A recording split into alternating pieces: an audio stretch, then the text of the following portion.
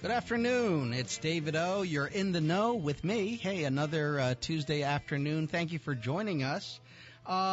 Today we have got a great show for you. It's great because of our guests. First, we're going to hear from Shane Claiborne. He's a founder, speaker, and best-selling author. He established something here in Philadelphia called The Simple Way. And in addition to that, he is very heavily followed. He speaks about 100 times a year.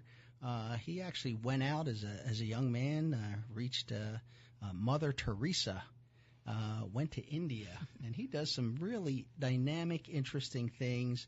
Kind of Christ as the counterculture, being authentic and living out his beliefs and setting an example.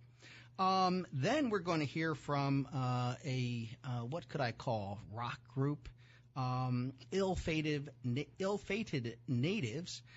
They were one of the finalists in the PHL Live Center Stage Rock category 2015. And we are going to hear some music from them, talk to them as well. Very dynamic, three dynamic young men. And we're going to hear about Schyulkill Banks. You might have seen it. I've seen it. You know, you have the boardwalk, really fantastic. And did you know there's free movie nights, kayaking, a bunch of other things? But that's not all. There is work going on. It's a work in progress that's going to connect the trails and really do some dynamic things for Philadelphia. But what was that before? Do you remember? Well, it was inaccessible. It was really part of a CSX train area, the railroad, and there was not much accessibility. It's a shame, right? Because it's a beautiful area right next to the river, and we are talking with the president and CEO, Joseph Syrnick, from Schyulkill River Development Corporation. He's going to tell us what's going on and what we can look forward to. And by the way, if you're interested in like how a city can be a better place to live, how it emerges, well, he'll be able to talk about that because he's got a great background. But first, let me thank our show's sponsor, Weinerman Pain and Wellness, the wonderful work they do in helping people to get back to life, get back to being active, and having a healthy attitude as they recuperate from their injuries. Weinerman Pain and Wellness is one of our show sponsors, Philly Labor. Thank you so much for supporting this show. This show tries to bring you experts, decision makers, celebrities at times, and regular people out there who are impacting all of us in our region in a positive way. Let me just say that, yes, I didn't forget, today is the drawing, right? So what happens is we have a YouTube channel. You go to youtube.com, type in the Know with David O, and you subscribe. So please do, because we have so many wonderful guests who have shared their wisdom and experience, and you could listen to what they have to say there. But we are going to draw some winners who are going to get 4 tickets to 3 different concerts. One is going to be Monica. The other is going to be Fantasia and Babyface. And the third is going to be Erykah Badu. So 3 separate concerts, and we'll do that later on in the show. But right now, let me start with our first guest, and that is Shane Claiborne. He lives here in Philadelphia in the Kensington section, and he has done some very interesting things. So, Shane, welcome to the show. Yeah, great to be with you, brother. All right, fantastic. Now, you and I met just like a few days ago. That's right. Yeah, you had the honor and privilege of coming up to our neighborhood. No, we loved having you. It was great. No, thank you very much. And actually, the first time I met you was outside of City Hall. That's right. Do you remember what you were doing?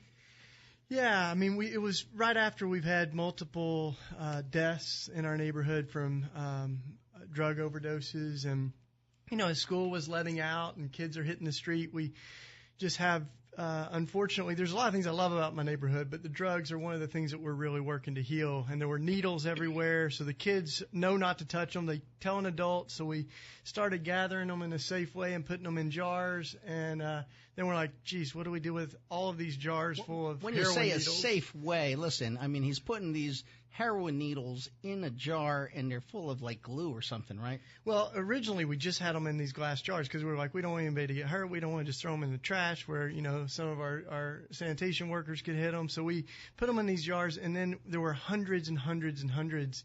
And it was such a powerful visual of the crisis of drug addiction. And so really together with the kids, they had the idea, let's expose this by taking it to City Hall and to some other folks that so that maybe we can get some help with it. And so we did put epoxy in them, you know, yes, and on the top, yes. the kids, you know, we had quotes from the kids.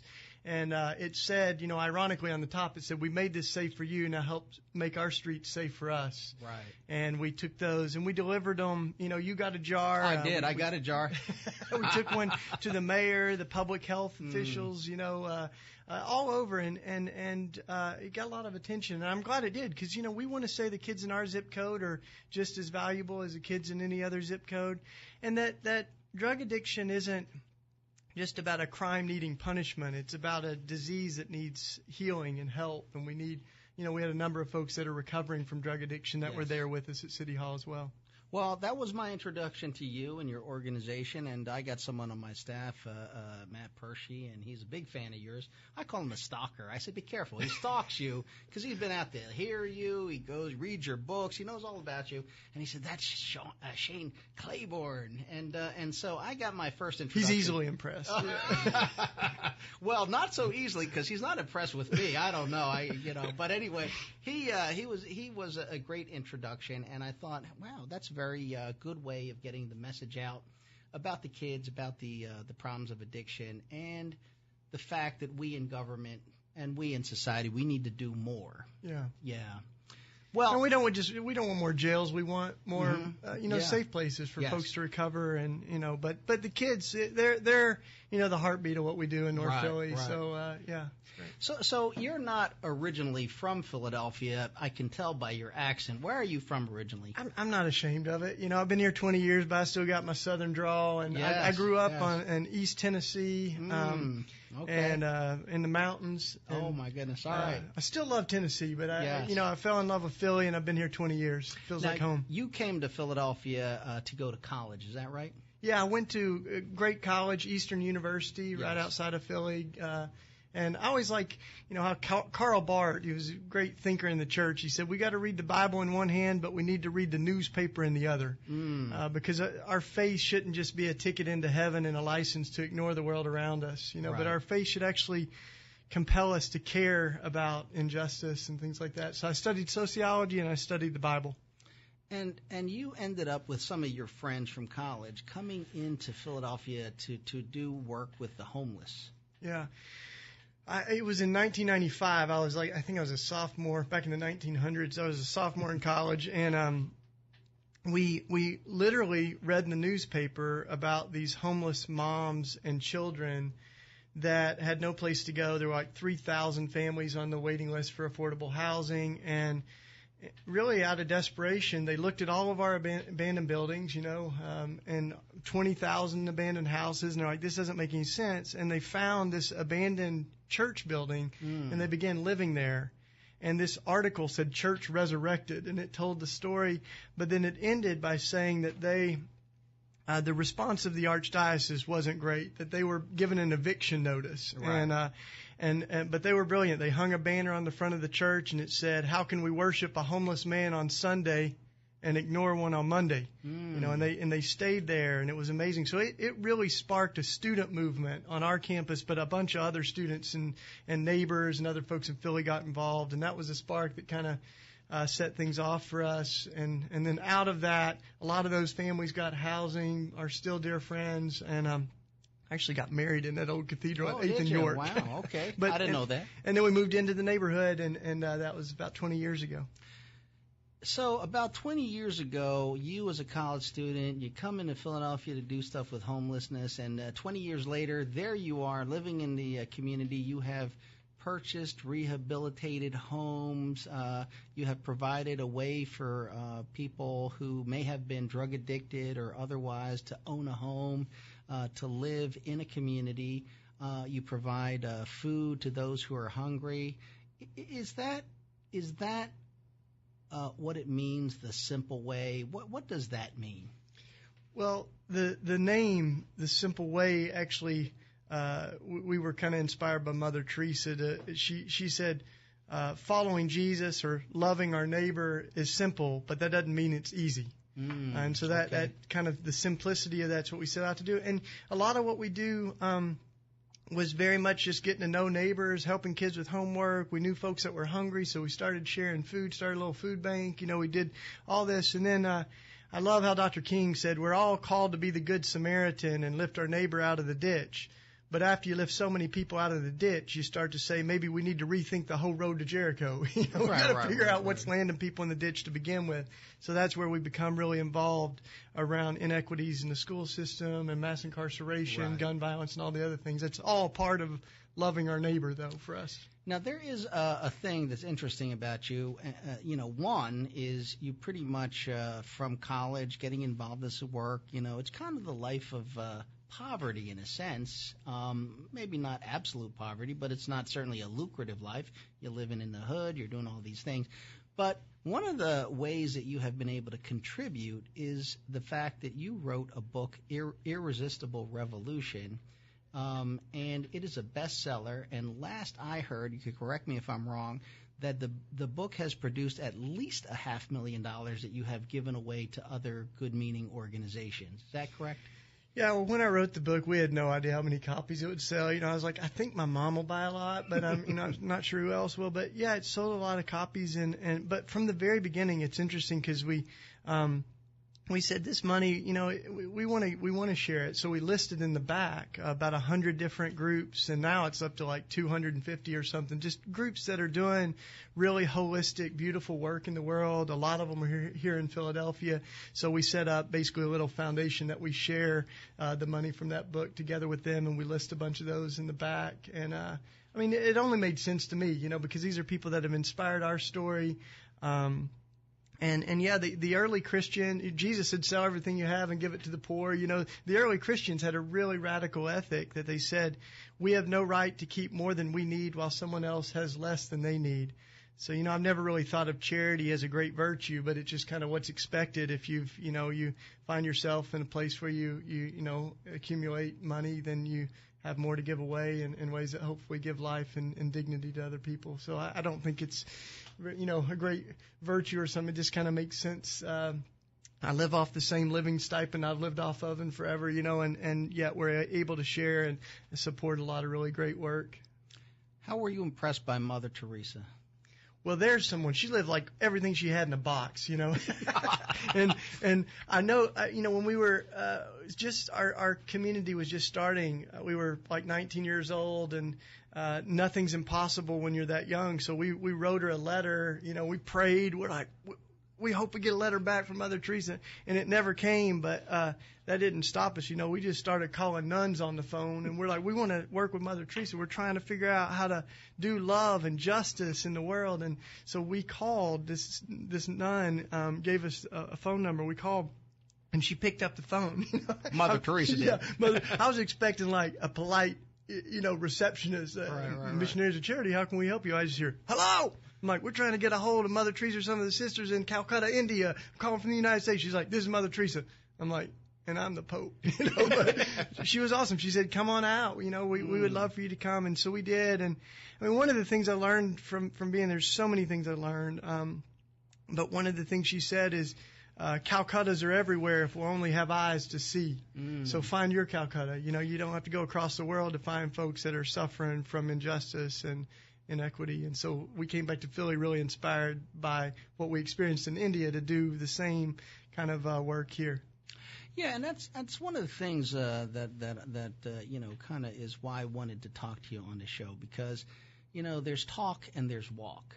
And then there's walk that nobody wants to do. Like, that's too much walking, right? In other words, don't just talk, walk the walk, but wait a minute, that's way too much walking. So what happens is, like you said, the simple way, like Mother Teresa, really living your faith, living without really that much means, not living in luxury, doing all those things. And then you did a couple other things. You went to Afghanistan, you went to Iraq to basically protest the war. Yeah, I mean, I can remember actually being here in Philly right after 9/11, and all kinds of things happened. But someone dropped a banner at one point from City Hall that said, "Let's kill them all and let God sort them out."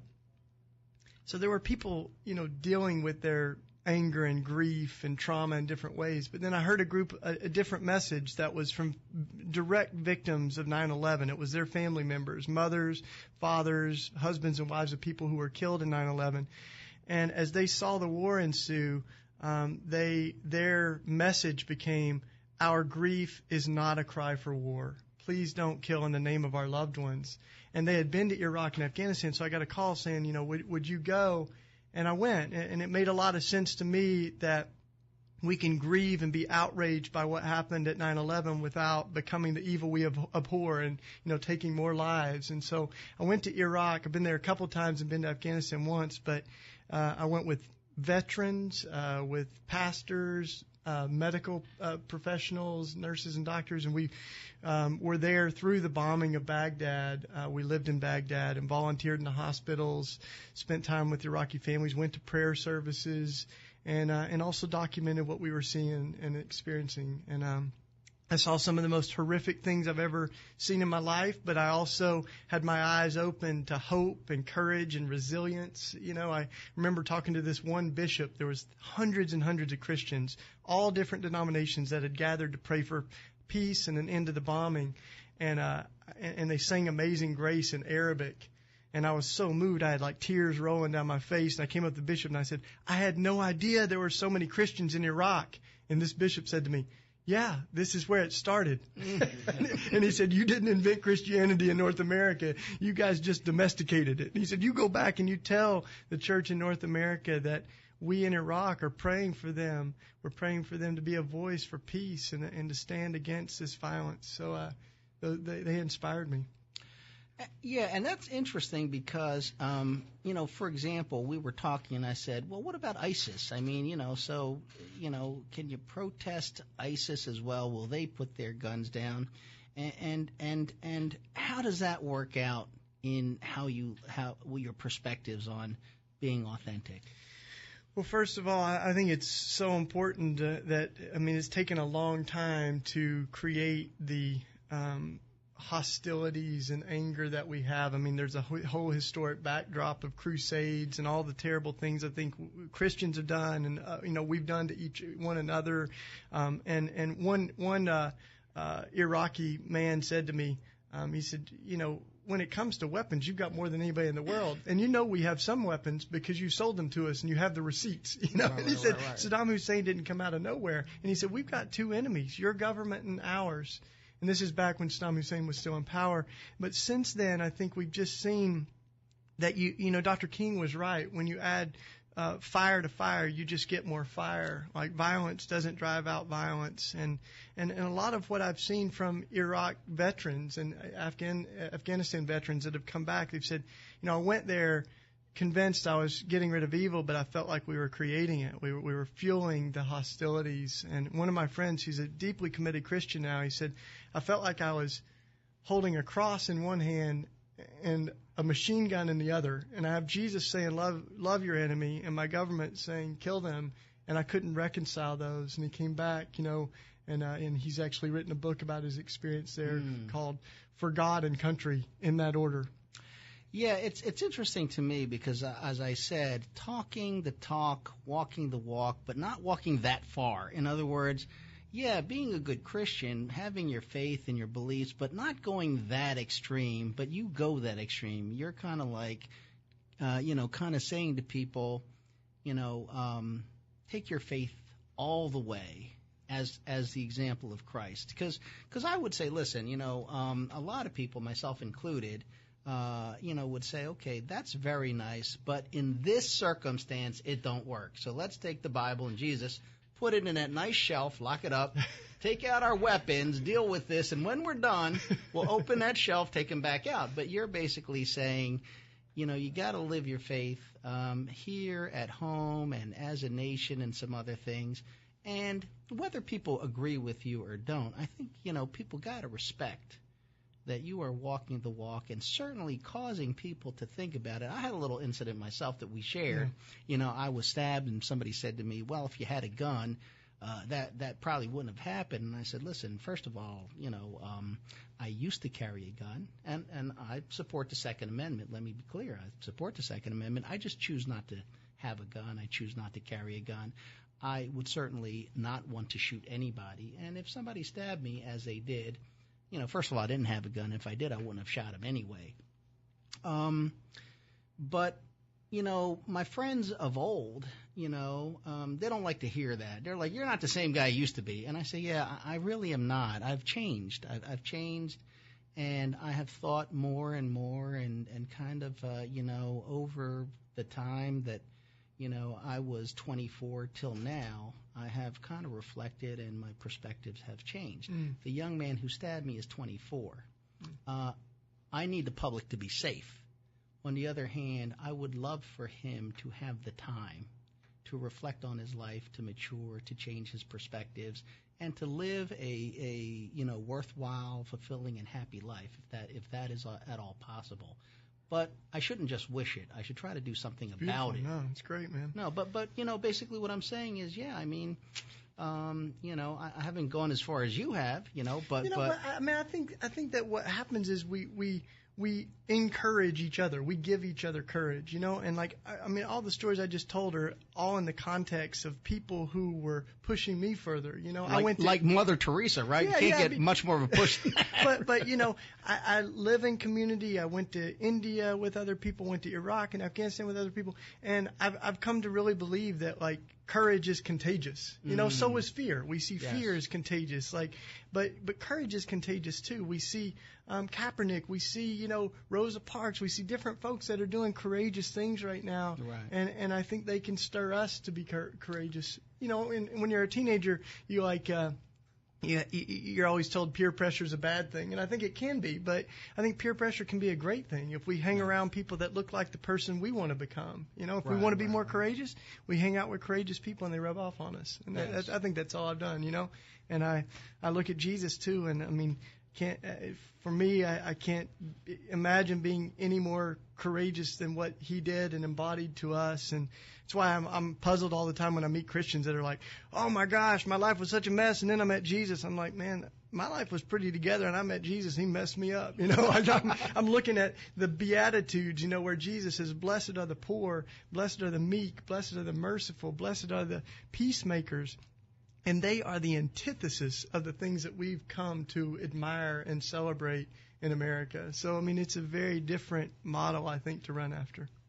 Well, it's very interesting. For folks who want to learn more about you, maybe come visit with you and disagree or agree, support, whatever, where do they go? How do they get in touch with you? How do they support your work? We love having folks come spend time with us. So we're on the web at thesimpleway.org, and we're on Facebook and Twitter too. And I also keep a lot of updates when we're renovating an abandoned house, need a bunch of hands to do demos and things like that. So I'm on Facebook and Twitter at Shane Claiborne. Shane Claiborne, and I think you have 73,000 Twitter friends or something. I take your word for it. Yeah. Who's counting? Yeah. Well, that's certainly a measure of something. Thank you very much for joining with us and certainly setting an example. People may agree or disagree. Listen, I love folks who can bear to disagree with folks. I love folks who agree. I love folks who support. But I got to respect someone who walks the walk. Thanks, brother. Thank you. So listen, everybody, stay tuned. We got to take a commercial break. We're going to have some music. It's interesting music, right? Maybe kind of along the same lines we're just talking about from Ill-Fated Natives right after this break. All right, we are back. I hope you were listening because we had a fantastic conversation with Shane Claiborne, founder of The Simple Way, best-selling author, and a very popular speaker. He has done just an amazing just amazing work here in Philadelphia. And you can see him, you can find him. He's right out in Kensington, living the life, walking the walk, as we say. Right now, I'd like to introduce you to some music. This first song that we're going to hear, 2+2, comes from the single from a Philadelphia group, Ill-Fated Natives. Yeah, that's right. Bad chips like God. We'll let you guys prophesy. We gon' see the future first. Ultimately, at this hour, the entire government has failed us. Failed us. Failed us.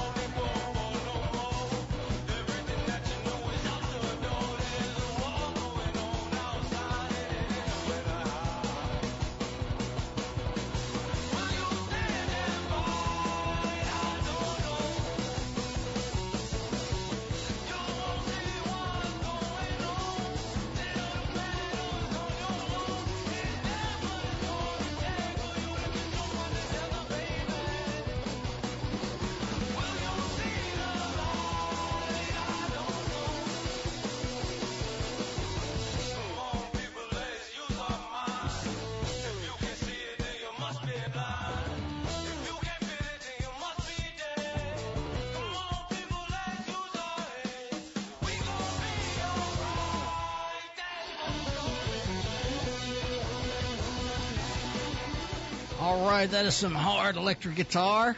That is, that is kind of like the electric heavy metal rock, and I kind of call it like Jimi Hendrix because I'm an older guy. But anyway, we have Ill-Fated Natives right here in the studio. 3 young men. Thanks for joining us. Yeah, great to be here.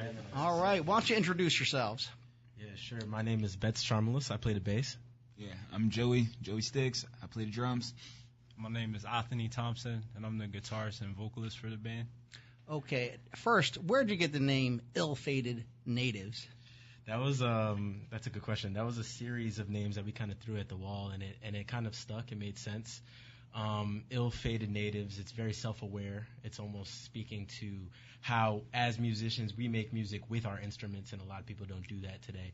So it's ill-fated. It's almost gone the way of the dinosaur, in a way. But it's native. It's where everything started. It's where music started.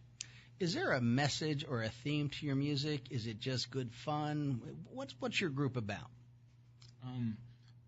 I feel like we have themes that are all around, but what it all comes back to is what Bess said: self-awareness, and just we believe that everything comes from the earth, and when it's all said and done, that's where it's going to go back. So it's a constant movement and recycling of the earth's power and energy and what's around us. So we're just all about the community and spreading love and power and like our message through music. Now, the song we just heard, you guys wrote that. Yes. And 2+2, right? Yeah. And so you write your own music. How did the 3 of you get together, and who does what in your band? So the 3 of us came together through the experience of another band. Okay. And the Nameless, we were like a 5-piece roots-inspired band. Mm-hmm. And it kind of broke down into just its base elements, which is us 3. And our responsibilities are largely shared out, like even outside of the music. We share responsibilities. Each one of us have our different strong suits, What is yours? Because you're vocal and guitar, your lead guitar. What do you do? I would say that's the largest portion of what I bring to the band.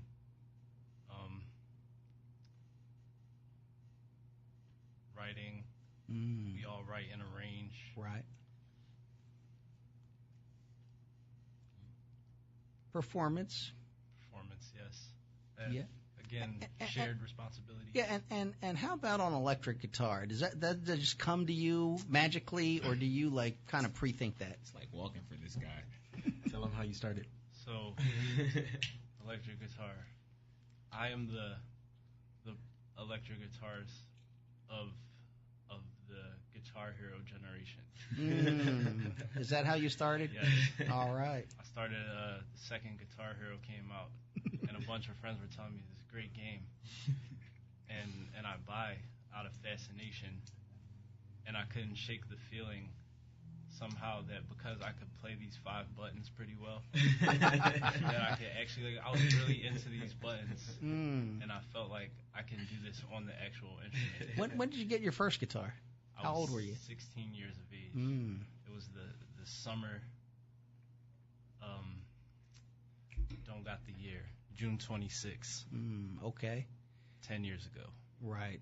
And did you just take it like a fish to water, or was it a struggle? It felt very, very natural to me. Right. Something that felt like a comfortability to it that almost transcended the amount of time I had spent up with it up to that point. Right. So it's definitely pushed me in a direction to keep going at all costs to find out what's on the other end of the natural inclination I have for the instrument. Right. Now, how about the bass? Where does that fit into your group? I think the bass is exactly that. It's the bass. It's the foundation. Me and this guy right here to my left, we kind of hold it down so that he can go ahead and just explore whatever ideas he may need to explore. So the vocals and the guitar is exploring while the bass and the drums are holding it down. Yeah. Okay. Sometimes we kind of have to bring him back. Like, come on, come back. He's walking too far, right? Talking walk. He's out there with the electric guitar. But the bass is part of the rhythm section. Is just the two of us, and we kind of just push songs and move them forward and just take them to different places. What do you think, you two, the bass and the drums, what do you bring into this music that is different? I feel like what we bring is the gospel. That's everywhere. I come from a generation, like my peers, we all grew up in church. I started playing in church. So that would be one thing, because every time we play, there's always a higher power that's given to us. I actually, I'm a firm prayer before every performance. So like, even if it's just like a couple seconds with myself, or if it's like with us as a whole, like, I still make it the prayer, like, let me decrease 100%, and you increase 100%. So it's really that, but above all of that is really the chemistry, the time we spend together with each other, all three of us, that you just build a relationship, and when we get on that stage, it's more of that relationship, just because that's what we really do. Yeah, let me say that I've seen you guys perform in 2015, Milk Boy. You were finalists, selected by 3 outstanding people. I mean, you got Brent Porsche, WMMR, Tommy Joyner from Milk Boy, and David Ivory. Man, that guy, nationally respected engineer, producer. Those 3 guys picked out 5. You guys performed live. Electrifying, fantastic. You had a big fan base there. For folks who want to see you live, because I've done that, and I'm sure you've gotten even better since then, where can they find out about your music, where you're playing, and do you have any performances coming up that people can check out? Sure, we're online. We're on all the social media outlets, so Instagram, Twitter. It's Ill-Fated Natives, ILLFATED Natives, NATIVES. We've got a show coming up right now that hasn't been officially announced, but I'll let you guys in on a little secret. We're playing at Underground Arts with Hard Work Movement. Yeah. So, we're going to be playing there. That's the 15th of September. Okay. And it's funny that you mentioned David Ivory, because we just dropped a song yesterday called Blind Man, where he co-produced the song. Oh, fantastic. He's great. Yeah, and that partnership really came from, if it wasn't for, all the work you're doing with PHL Live. Thank you. That really, that's you've done a lot for musicians in the city. I love to hear that it's working out good. For sure. And that's where, that's really the child of that partnership. So, we have a release party for that coming out August 6th. So people can just go on our Facebook, Instagram, Twitter, and see like when we're gonna play, what and things of that nature. Okay, and another thing happened yesterday. You just came out with another single. Yeah, the single's called Blind Man. Okay, well, listen, everybody. You're going to hear that single right now. Let's get it.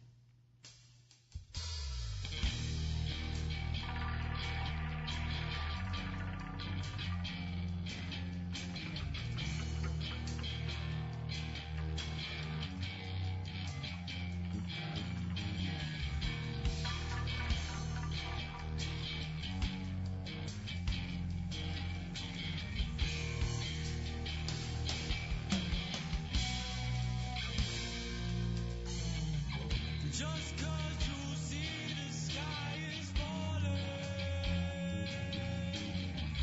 don't mean that you go running high. In the distance I can see the lightning. The thunder ain't too far behind. Don't think 'cause you know which way the wind blows, that you can beat the storm going on in your mind. My friend, I can tell you where the end goes. Down the road where nothing ever shines. 'Cause even a blind man knows when he's walking in the sun. Even a blind man can see the things to come. Even a blind man can tell you're on the run. Even a blind man, he knows what's going on. Just 'cause you think your ship is sinking, don't mean you go and take a dive. In the distance I can see a lighthouse, but only you can save your life. Do things just as you let loose your cannon. The two can outsell, you can outsell these troubled tides. My friend, I can tell you where you're landing. At the bottom where nothing ever shines. Even a blind man. All right. So listen, everybody, if you want to hear more, you got to catch Ill-Fated Natives. Support them. Get their music. See them in concert. And they are going to be doing more and more great things. So listen, I want you to stay tuned because, one, we're going to draw our winners for the concerts at the Dell Music Center. Monica, this Thursday, actually, July 27th. Fantasia on August the 3rd. And Erica Badu, August the 10th, right after this commercial break. All right, we're back. You're in the know with David O. Thank you for joining me, and please join me again next week. We'll have another great show, 2 to 3, here on WWDB 860 AM. Well, listen, here is the moment of truth. I am sitting next to Shane Claiborne. He is honest as they come. He doesn't even have shirt sleeves on. So I'm going to ask him to pull out 3 tickets, or 3, I guess, whatever we call them. 3 of them. Just hold them in your hand, 3 of them. And he's going to give them to me, and I will announce the winners. Okay, so let's start with number 1. This is for this Thursday. So listen, I mean, please give me a ring, or, if you want to get this ticket some other different way. But you can come to City Hall, room 319, pick up your ticket there. City Hall, room 319, because it is this Thursday, July 27th. The concert is Monica, and that will be at the Dell. And the winner is, let's see, number 106, which is John Meng, M-A-E-N-G. John Meng, you're the winner 4 tickets to Monica. So you can bring your 3 girlfriends or whomever you want to bring. Oh, sorry about that. No, you listen, you go with your friends, have a great time. So I hope someone on our staff has written out John Meng. Okay, I get the thumbs up. Monica. Next is, the winner is T Diamond. T Diamond, you have won 4 tickets. August the 3rd, Dell Music Center, Fantasia and Babyface. 4 tickets. That would be a great time. Again, if you have another way you'd like us to get these tickets, please shoot me an email, davidoRadioshow@gmail.com, davidoRadioshow@gmail.com. And now our final winner is Caramel Peach. Is that your real name? It's anyway, Caramel Peach. Caramel Peach, you have won 4 tickets to Erica Badu, August the 10th. 4 tickets. So, congratulations. Listen, everybody, please subscribe. I hate to see wasted wisdom. Speaking of which, our final guest is a well-known person here in Philadelphia. You may not know his name. When I say well-known, a lot of insiders know who he is because he has been doing things in Fairmount Park, dealing with our environment, our livability, and that is Joseph Syrnick. He is currently President and CEO of the Schyulkill River Development Corporation. You may think of them as Schuylkill Banks. You may know them by the beautiful boardwalk you see in the Schuylkill River, but that's not all that they do. And to tell us about it is Joe Syrnick. Joe, welcome to the show. Thank you, Councilman. Tell our guests, before we get into this, because you have a very substantial career here in Philadelphia, tell our folks how you got involved in this in the first place. Well, I was working with the city. I was in the streets department, and for the last 18 years of my 35-year career, I was the city's chief engineer. And during that time, the streets department actually built the first section of what is now Schuylkill Banks. And then at some point, I learned that a small nonprofit was looking for a leader to continue that work, and it was a perfect time for me, and the work appealed to me, and I applied for the job, and here I am. So what does the job entail? What did you apply for? Now that you got it, what are you doing? So we are a small nonprofit. We have 5 full-time people, but we're working in partnership with the city to plan, design, construct, maintain, and program the Schuylkill Trail in lower part of Philadelphia. This is basically the tidal Schyulkill River, which is from the Fairmount Dam at the Art Museum down to the Delaware River.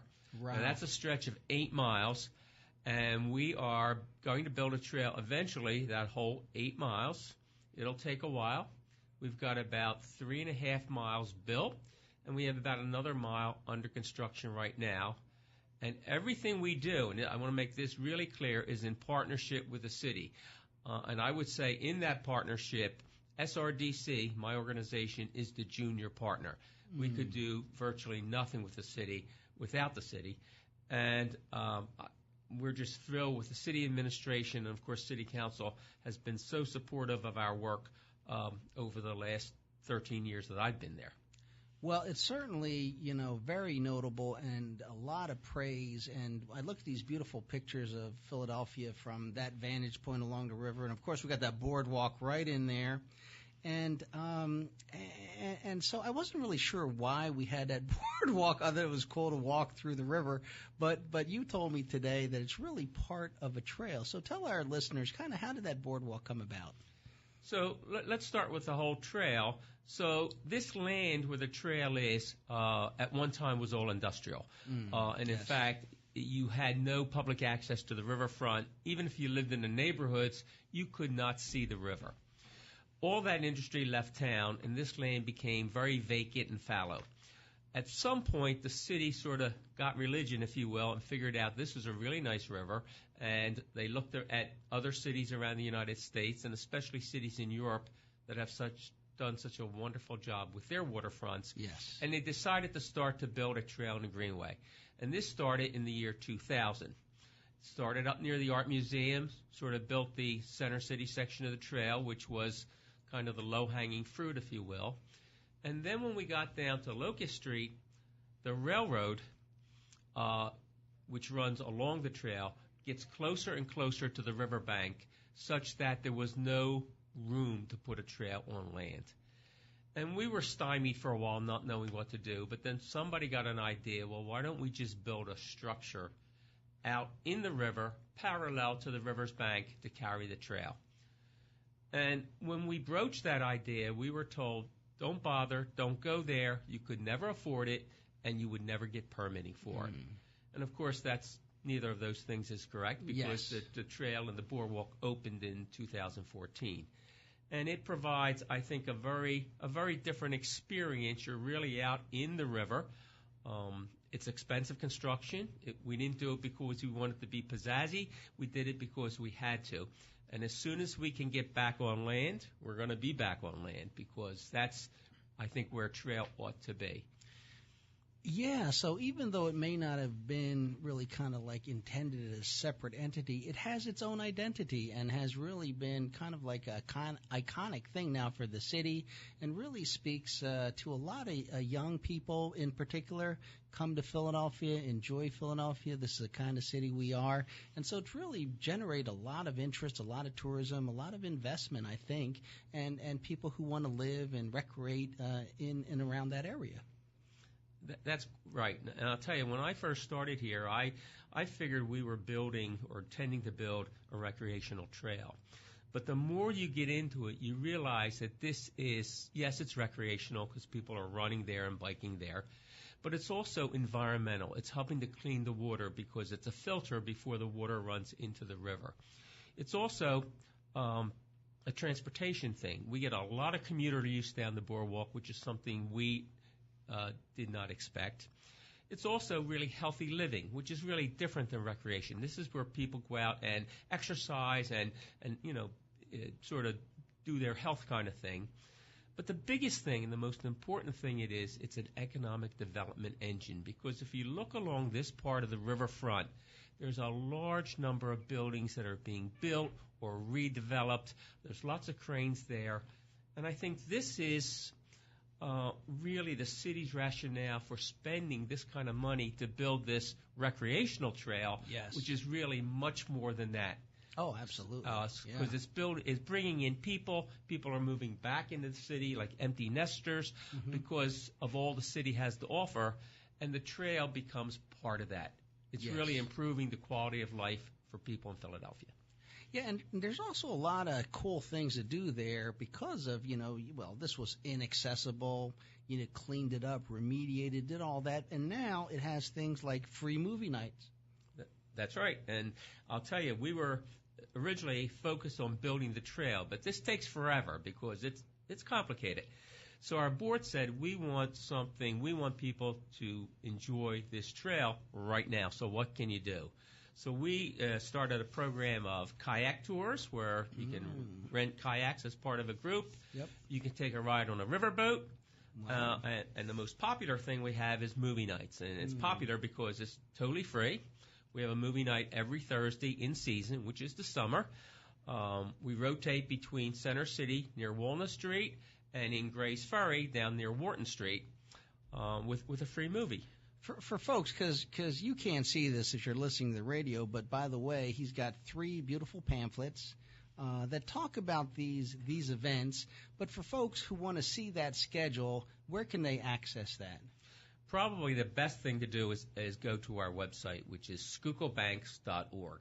And it'll give you the whole schedule of everything, and it'll tell a lot about what we do and how to get there and where to park and just where to come out and have a good time.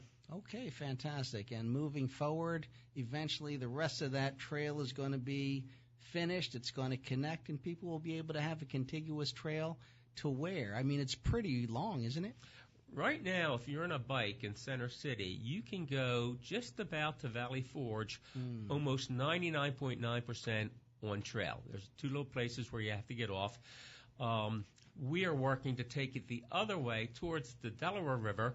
We're going to connect to Bartram's Gardens, and then eventually historic Fort Mifflin. Okay, perfect. Well, listen, thank you for joining me. Listen, we had some great guests. Let me just shout out for everyone that August 17th is First Responder Appreciation Day here in Philadelphia. Please keep our first responders in mind, those who put themselves out, firefighters, police officers, emergency medical, EMTs. Just say thank you. Well, listen, join me next week for another In the Know with David O.